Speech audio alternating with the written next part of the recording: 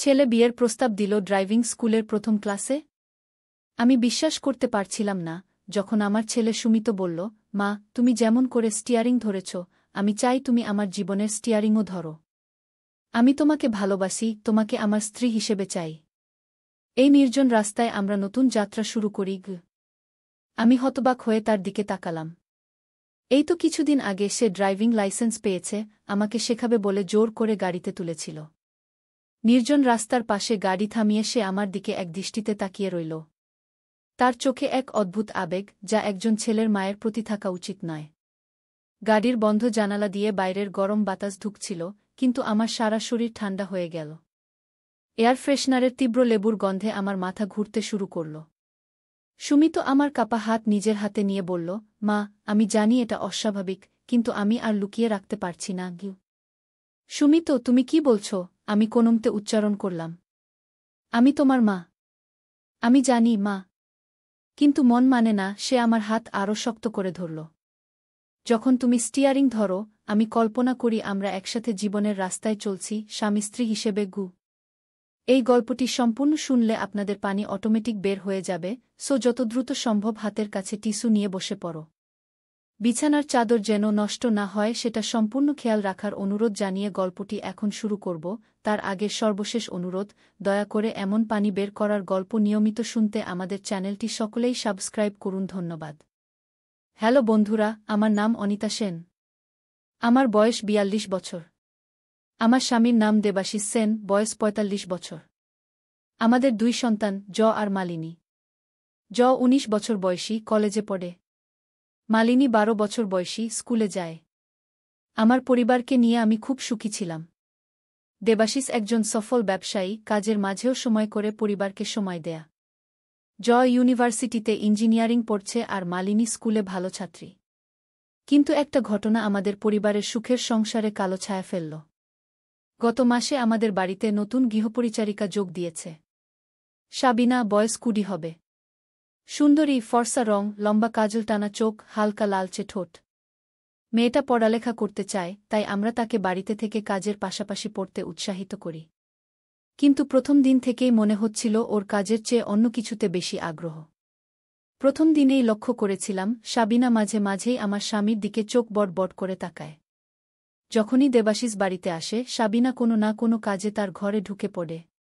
আমি এসব লক্ষ্য করছিলাম, কিন্তু কিছু বলিনি। ভেবেছিলাম হয়তো আমার ভুল ধারণা। একদিন সকালে সাবিনা চা দিতে এসে আমাদের বেডরুমে ঢুকল। দেবাশিস তখন আধা ঘুমে। আমি বেডরুমের বাথরুমে ছিলাম। দরজা একটু ফাঁক ছিল। দেখলাম সাবিনা চা রেখে দেবাশিসের দিকে ঝুঁকে কি যেন বলল। দেবাশিস চমকে উঠল আর সাবিনা হাসতে হাসতে বেরিয়ে গেল। কি বলল ও? আমি বাথরুম থেকে বেরিয়ে জিজ্ঞেস করলাম।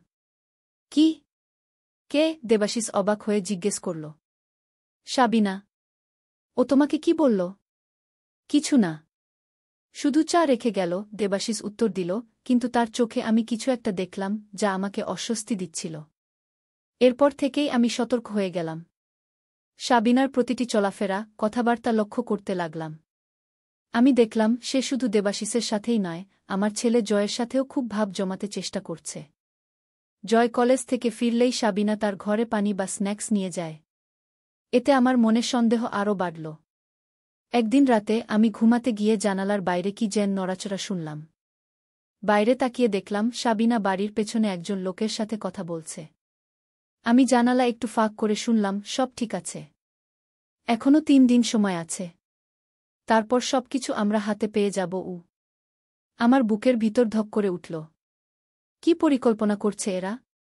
কার সাথে কথা বলছে সাবিনা? একটা বড় ষড়যন্ত্রের গন্ধ পাচ্ছিলাম আমি। কিন্তু কিছু প্রমাণ ছাড়া দেবাশিসকে বললেও সে বিশ্বাস করবে না। তাকে এখন সাবিনার প্রতি একটু সহানুভূতি দেখাতে দেখছি আমি। পরের দিন সকালে সাবিনার ঘরে তালাবন্ধ অবস্থায় তার জিনিসপত্র দেখার সিদ্ধান্ত নিলাম। সাবিনা বাজারে গেছে, জয় কলেজে, মালিনী স্কুলে আর দেবাশিস অফিসে।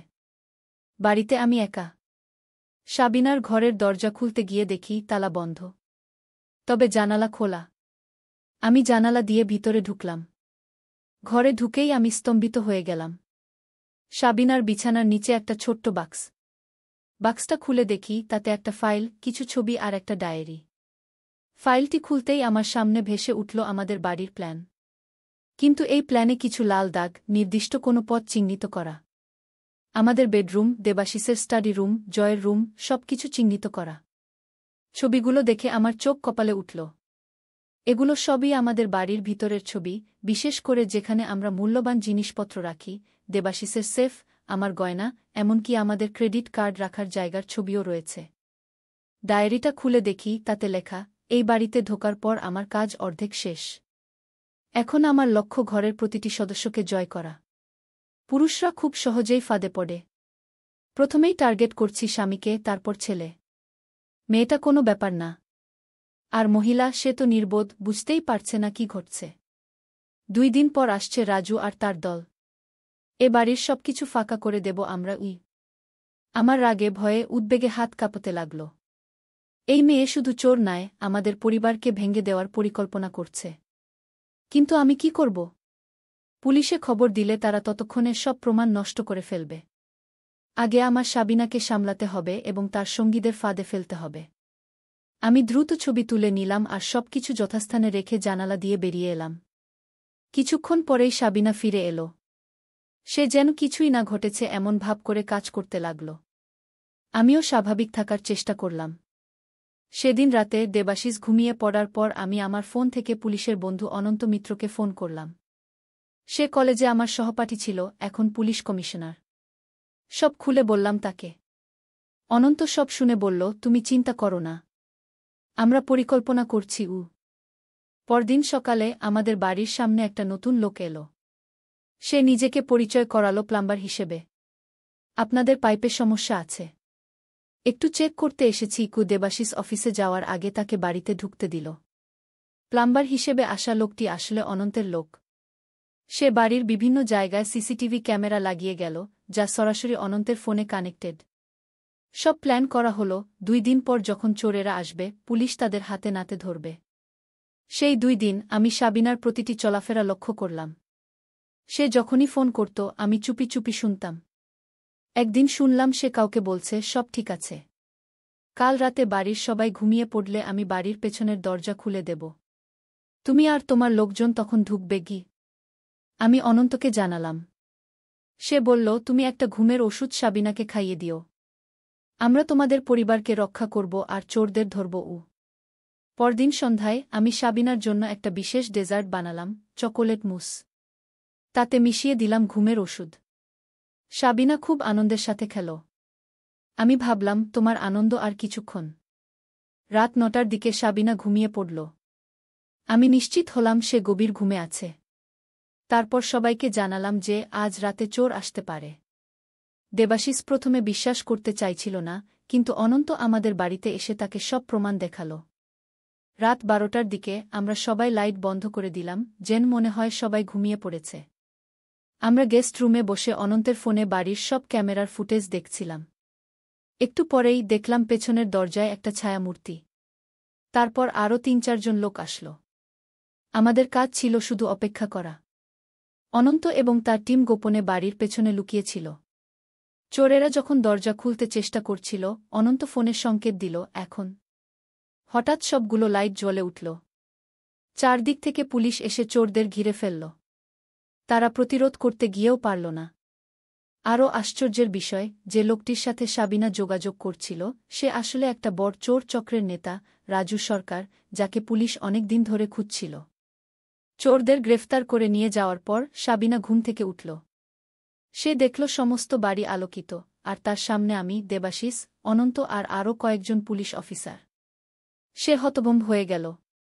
কি হচ্ছে? সে কাঁপতে কাঁপতে জিজ্ঞেস করল। তোমার খেলা শেষ, সাবিনা, আমি শান্তভাবে উত্তর দিলাম। আমরা সব জানি। পুলিশ সাবিনাকেও গ্রেফতার করল। পরে জানা গেল সাবিনা আসলে এই চোর চক্রের একজন গুরুত্বপূর্ণ সদস্য। তারা ধনী পরিবারে কাজের মেয়ে হিসাবে ঢুকে বাড়ির সব তথ্য সংগ্রহ করে তারপর চুরি করত। এই ঘটনার পর দেবাশিস আমাকে জড়িয়ে ধরে বলল, তোমার বুদ্ধিমত্তা না থাকলে আমরা সব হারিয়ে ফেলতাম। আমি তোমাকে সত্যিই ভালোবাসি। আর মালিনী খুব উত্তেজিত হয়ে আমাকে কি সুপার মম ঘি বলে ডাকতে লাগল। আমি হাসলাম, কিন্তু ভিতরে ভিতরে আমি জানি আমাদের যাত্রা এখনও শেষ হয়নি। কারণ চোর চক্রের নেতা রাজু সরকারের একজন উপরের লোক আছে যে এখনও ধরা পড়েনি। অনন্ত আমাকে বলেছে তুমি সাবধান থেকো। এটা একটা বড় চক্র। আমরা তোমাকে রক্ষা করব। আর এভাবেই আমার জীবন বদলে গেল।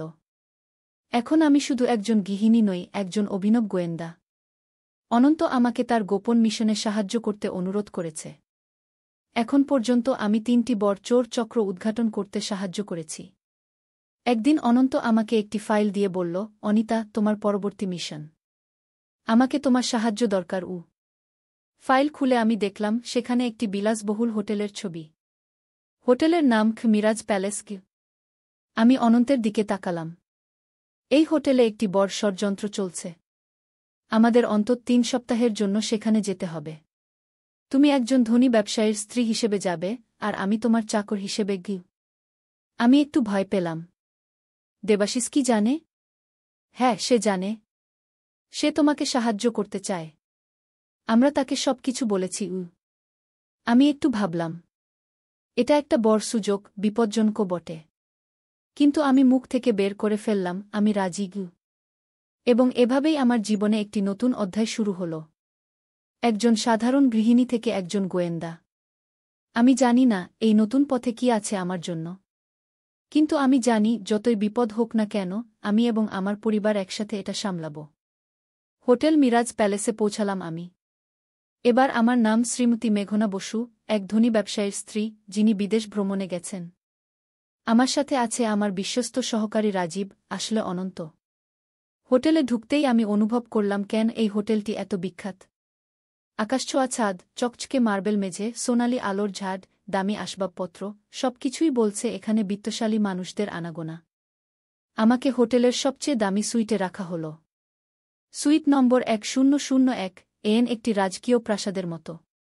আমার মিশন হল এই হোটেলে একটি রহস্যময় ব্যক্তি সম্পর্কে তথ্য সংগ্রহ করা, বিজয় মালহোত্রা। বিজয় মালহোত্রা একজন আন্তর্জাতিক ব্যবসায়ী। দেখতে চমৎকার, বয়স 40-এর আশেপাশে। অনন্ত আমাকে জানিয়েছে এই লোকটি নাকি আন্তর্জাতিক অস্ত্র পাচার, মানব পাচার এবং মাদক পাচারের সাথে জড়িত। তবে এর বিরুদ্ধে কোনো প্রমাণ এখনও পাওয়া যায়নি। মিরাজ প্যালেসে তার সাথে এক গোপন বৈঠক হবে তার ব্যবসার সহযোগীদের সাথে। পরদিন সকালে আমি হোটেলের রেস্টুরেন্টে ব্রেকফাস্ট করতে গেলাম। সেখানে দেখলাম একজন লোক, যার মিল অনন্ত আমাকে দেখানো ফটোর সাথে। বিজয় মালহোত্রা। সে একটি টেবিলে বসে আছে, তার সাথে একজন সুন্দরী মহিলা। তারা কি নিয়ে আলোচনা করছে কে জানে। আমি নিজের ভূমিকায় মগ্ন হয়ে একটি টেবিলে বসলাম, যা থেকে আমি বিজয়কে দেখতে পারি। আমি যেন একজন ধনী, অহংকারী মহিলা, যে নিজের শৌখিন জীবন উপভোগ করছে, এটাই আমার ভূমিকা। ওয়েটার এসে অর্ডার নিল। আমি খেতে খেতে লক্ষ্য করছিলাম বিজয়ের প্রতিটি চলাফেরা। হঠাৎ একটা আশ্চর্যজনক ঘটনা ঘটল। বিজয় তার সঙ্গীর সাথে কথা বলতে বলতে হঠাৎ উঠে দাঁড়াল আর আমার দিকে এগিয়ে এল। আমার বুক ধড়ফড় করে উঠল। সে কি আমাকে চিনে ফেলেছে? আপনি কি শ্রীমতী মেঘনা বসু? বিজয় চমৎকার হাসি দিয়ে জিজ্ঞেস করল। আমি একটু চমকে উঠলাম, কিন্তু দ্রুত নিজেকে সামলে নিলাম। হ্যাঁ, আমি মেঘনা। আপনি কি করে জানলেন? হোটেলের ম্যানেজার আপনার কথা বলেছিল। একজন বিখ্যাত ব্যবসায়ীর স্ত্রী এখানে এসেছেন। আমি বিজয় মালহোত্রা। সে হাত বাড়িয়ে দিল। আমি হাত মিলিয়ে বললাম, আপনার সাথে দেখা হয়ে ভালো লাগল। আজ সন্ধ্যায় হোটেলে একটি ছোট আয়োজন আছে। আমি আশা করি আপনি যোগ দেবেন, বিজয় বলল। অবশ্যই, আমি হাসি দিয়ে উত্তর দিলাম। বিজয় চলে গেল, আর আমি ভাবতে লাগলাম, এটা একটা বড় সুযোগ। সন্ধ্যায় আমি হয়তো বিজয়ের সহযোগীদের সম্পর্কে জানতে পারব। আমি দ্রুত অনন্তকে সব জানালাম। সে উৎসাহিত হয়ে উঠল। এটা একটা দুর্দান্ত সুযোগ। তুমি সেই পার্টিতে যাও। আমি পেছন থেকে নজর রাখব। সন্ধ্যা হতেই আমি সজ্জিত হলাম।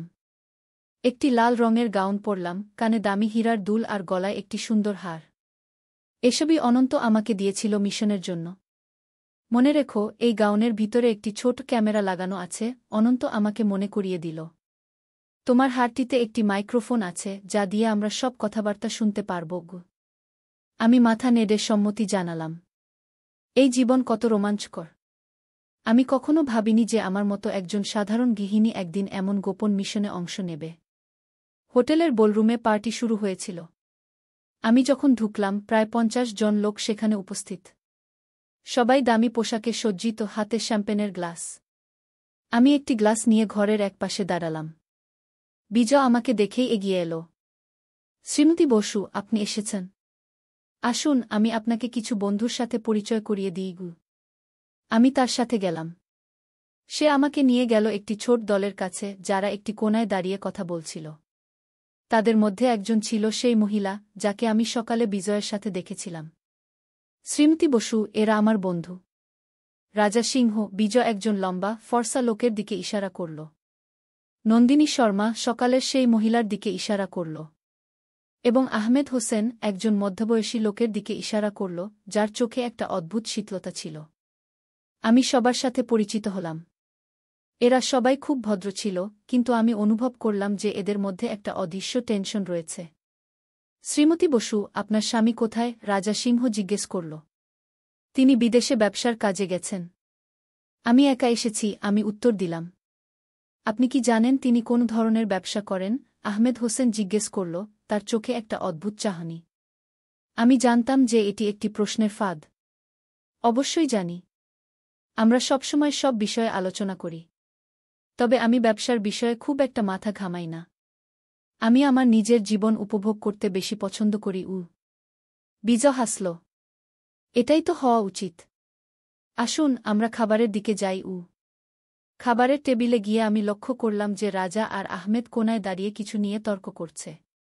আমি ধীরে ধীরে তাদের কাছাকাছি গেলাম, যাতে তাদের কথা শুনতে পারি। পণ্যগুলো কাল রাতে আসবে।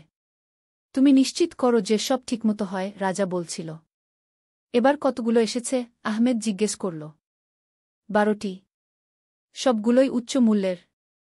বিশেষ করে একটি, যা একা $1 মিলিয়ন দাম পাবে, রাজা উত্তর দিল। আমি বুঝতে পারলাম যে তারা কিছু একটা পাচার করার কথা বলছে। আমার কানের মাইক্রোফোন ধরে নিয়েছে এই কথোপকথন, তাই অনন্ত এখন সবকিছু শুনতে পাচ্ছে। হঠাৎ নন্দিনী আমার পাশে এসে দাঁড়াল। আপনি কি এদের কথা শুনছেন? সে সন্দেহজনকভাবে জিজ্ঞেস করল। আমি একটু চমকে উঠলাম, কিন্তু দ্রুত সামলে নিলাম। ওহ, আমি শুধু খাবার নিচ্ছিলাম। ওরা কি নিয়ে কথা বলছে? ব্যবসার কথা, নন্দিনী সংক্ষিপ্ত উত্তর দিল। সে আমার দিকে ভালো করে তাকাল। আপনি কি সত্যিই মেঘনা বসু? আমার বুক ধড়ফড় করে উঠল। অবশ্যই। আপনি এমন প্রশ্ন কেন করছেন? শুধু একটা ধারণা, নন্দিনী বলল একটু হেসে। আপনার কাছে আপনার পরিচয়পত্র আছে? আমি আমার ব্যাগ থেকে একটি আইডি কার্ড বের করলাম, যা অনন্ত আমাকে দিয়েছিল। সেখানে আমার নাম লেখা ছিল মেঘনা বসু, আর একটি ছবি ছিল, যা আসলে আমারই, তবে খুব সুন্দর করে ফটোশপ করা। নন্দিনী আইডি দেখে সন্তুষ্ট হয়ে বাকিদের কাছে ফিরে গেল। আমি একটু স্বস্তি পেলাম। রাতে যখন পার্টি শেষ হল, বিজয় আমার কাছে এলো। শ্রীমতী বসু, আপনাকে একটা প্রস্তাব দিতে চাই। আমরা কাল রাতে একটি ছোট বন্ধুদের সাথে ডিনার করব। আমি আশা করি আপনি যোগ দেবেন। বিশেষ অতিথি হিসেবে। আমি মুহূর্তের জন্য ভাবলাম। এটা হতে পারে সেই সময় যখন তারা পাচারের সামগ্রী নিয়ে আলোচনা করবে। অবশ্যই। আমি খুব আনন্দিত হব। ভালো। রাত ৯টায় আমার প্রাইভেট সুইটে। সুইট নম্বর 1805। বিজয় চলে গেল, আর আমি আমার সুইটে ফিরে এলাম। অনন্ত সেখানে অপেক্ষা করছিল। তুমি দুর্দান্ত কাজ করেছ, সে আমাকে বলল। আমরা সব শুনেছি। এবার আমাদের আরও তথ্য দরকার, বিশেষ করে সেই পাচারের সামগ্রী সম্পর্কে। আমি কাল রাতে বিজয়ের সুইটে যাচ্ছি। সেখানে হয়তো আরও তথ্য পাব, আমি বললাম। সেটা বিপজ্জনক হতে পারে, অনন্ত উদ্বিগ্ন কণ্ঠে বলল। তুমি একা যাবে? তাছাড়া উপায় কি? তারা শুধু আমাকে আমন্ত্রণ জানিয়েছে। তুমি সাবধানে থাকবে। আমি হোটেলের কাছেই থাকব। কোনো বিপদ হলে তুমি তোমার হাতটি খুলে ফেলবে। আমরা সেটা একটা সংকেত হিসেবে ধরব। আমি রাজি হলাম। সেই রাতে আমি বারবার ভাবলাম, আমি কি ঠিক করছি? এই বিপজ্জনক খেলায় যোগ দিয়ে আমি কি আমার পরিবারকে বিপদে ফেলছি? কিন্তু তারপর ভাবলাম, এই ধরনের লোকেরা যত শীঘ্র সম্ভব ধরা পড়া উচিত, যাতে আরও মানুষ তাদের হাতে ভুক্তভোগী না হয়। পরদিন সারাদিন আমি হোটেলে ঘুরে বেড়ালাম, বিজয় আর তার দলের লোকদের নজরে রাখার চেষ্টা করলাম। দুপুরে আমি দেখলাম একটি লোক হোটেলে ঢুকল, যার হাতে একটি বড় ব্রিফকেস। সে সোজা রিসেপশনে গিয়ে বিজয়ের সুইটের নম্বর জিজ্ঞেস করল। আমি ভাবলাম, এটা কি সেই পাচারের সামগ্রী? সন্ধ্যা নামল। আমি আবার সেজেগুজে প্রস্তুত হলাম।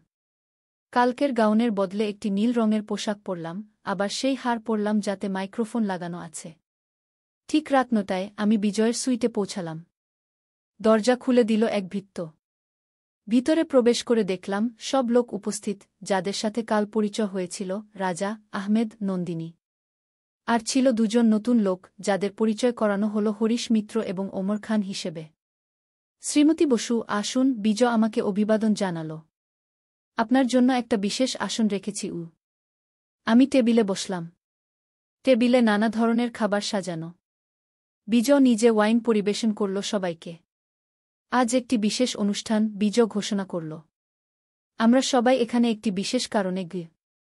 আমি লক্ষ্য করলাম টেবিলের একপাশে সেই ব্রিফকেসটি রাখা আছে, যা আমি দুপুরে দেখেছিলাম। আমাদের বিশেষ সংগ্রহ এবার সম্পূর্ণ হয়েছে, বিজয় বলল। সে ব্রিফকেসটির দিকে এগিয়ে গেল। এই সংগ্রহের জন্য আমরা অনেক অপেক্ষা করেছি। আমার হৃদস্পন্দন বেড়ে গেল। এই তো সেই মুহূর্ত যখন আমি জানতে পারব তারা কি পাচার করছে। বিজয় ব্রিফকেসটি খুলল। আমি আমার গলার কাছে লাগানো ক্যামেরাটি ঠিক করলাম, যাতে সবকিছু স্পষ্ট ধারণ করতে পারে। ব্রিফকেস খুলে বিজয় বের করল একটি কাঠের বাক্স।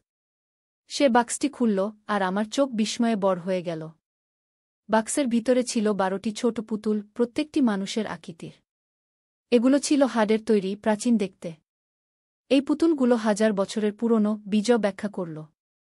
এগুলো চীনের হান রাজবংশের সময়কার। এক একটি পুতুলের দাম লাখ লাখ ডলার। আমি বুঝতে পারলাম এরা প্রাচীন শিল্পবস্তু পাচার করছে। এগুলো চুরি করা সম্পদ, যা বিদেশে বিক্রি করা হবে। বিশেষ করে এই একটি। বিজয় একটি পুতুল হাতে তুলে নিল। এটি সম্রাট চীন শি হুজাংয়ের কবর থেকে পাওয়া গেছে। এটির দাম $1 মিলিয়ন বেশি। দুর্দান্ত, আমি মন্তব্য করলাম, যেন আমি সত্যিই মুগ্ধ। শ্রীমতী বসু, বিজয় আমার দিকে তাকাল। আপনার স্বামী যে ধরনের ব্যবসা করেন, তাতে হয়তো তিনি এই ধরনের আইটেম কিনতে আগ্রহী হতে পারেন। আমি অনুভব করলাম যে বিজয় আমাকে পরীক্ষা করছে। হতে পারে। আমি তাকে জানাব। তিনি এই ধরনের সংগ্রহ পছন্দ করেন। ভালো, বিজয় হাসল। আপনি এসব পছন্দ করেন? আমি প্রাচীন জিনিস খুব একটা বুঝি না, আমি হাসি দিয়ে বললাম। কিন্তু এগুলো সুন্দর দেখাচ্ছে। নন্দিনী এবার আমার পাশে এসে বসল। আপনার স্বামী কি কখনো এই ধরনের জিনিস ব্যবসা করেছেন? আমি একটু অস্বস্তি বোধ করলাম। আমি ঠিক জানি না। তিনি আমার সাথে ব্যবসার সব বিষয় নিয়ে আলোচনা করেন না। কিন্তু আপনি তো একটু আগেই বললেন যে আপনারা সব বিষয়ে আলোচনা করেন। নন্দিনী কৌতূহলী চোখে আমার দিকে তাকাল। আমি বুঝলাম আমার একটা ভুল হয়েছে। ওহ হ্যাঁ, আমরা করি। কিন্তু ব্যবসার বিষয়ে আমি খুব একটা মনোযোগ দিই না, তাই মনে থাকে না। নন্দিনী এবার স্পষ্টভাবে সন্দেহ করছিল। আমি আপনার নাম আগে কোথাও শুনেছি বলে মনে হচ্ছে, সে বলল। আপনি কি কখনো দিল্লিতে ছিলেন? আমি জানতাম যে আমার কভার স্টোরিতে দিল্লি ছিল না। না, আমি কখনো দিল্লিতে যাইনি। আমরা মূলত মুম্বাইতে থাকি।